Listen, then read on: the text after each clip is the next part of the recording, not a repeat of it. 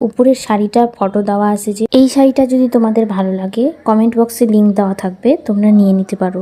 তো hello everyone, good afternoon সবাইকে। চলো আরও একটা নতুন ব্লগে তোমাদেরকে ওয়েলকাম জানাচ্ছি। তো সেদিনকার চলে গেছিলাম একটু রাজগঞ্জে, আমাদের শিলিগুড়ির দিকে বেশ অনেকটাই দূরে, জলপাইগুড়িতে পড়ে আর কি এটা রাজগঞ্জ।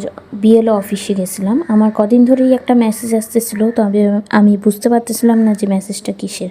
শুধু মেসেজটার মধ্যে লেখা ছিল যে হিয়ারিং ডেট অমুক দিন আর অমুক সময়। তো সেই জন্যই তাড়াহুড়া করে সকালবেলায় বেরোয় পড়ছিলাম। তবে টাইম দিয়েছিল 11:08, আর আমরা বেরোতে হয়ে গেছিলো প্রায় 12টা মতো। এত সকাল সকাল হয় না আমার, স্কুল যেহেতু বন্ধ, স্কুল থাকলে পারে তাও তাড়াতাড়ি হয়ে যায়। তো এখানে আসলাম, ভালোই হলো। ওখান থেকে বেরোয় নিয়ে খুবই হাসাহাসি করতেছিলাম, কারণ খুব ভয় পেয়ে গেছিলাম। তবে ওটা আমি ভাবছিলাম অন্নপূর্ণা ভান্ডারের জন্য, তবে পরে গিয়ে দেখলাম যে সেটা অন্নপূর্ণা ভান্ডারের জন্য না, সেটা হলো গিয়ে জায়গা জমিনের কাজের জন্য আমাদেরকে আসতে বলা হয়েছিল। তো আসার সময় খুব সুন্দর একটা চাপাতা বাগান দেখলাম, সেখানেই দাঁড়াইছিলাম একটু ফটো ভিডিও তোলার জন্য। তারপরে আবার একটা বাঁশ বাগানও দেখলাম, সেখান থেকে একটু ফটো টটো তুলে নিয়ে বাড়ি চলে আসলাম। এই যে নিরামিষ ছিল সেদিনকার, মঙ্গলবারের দিন।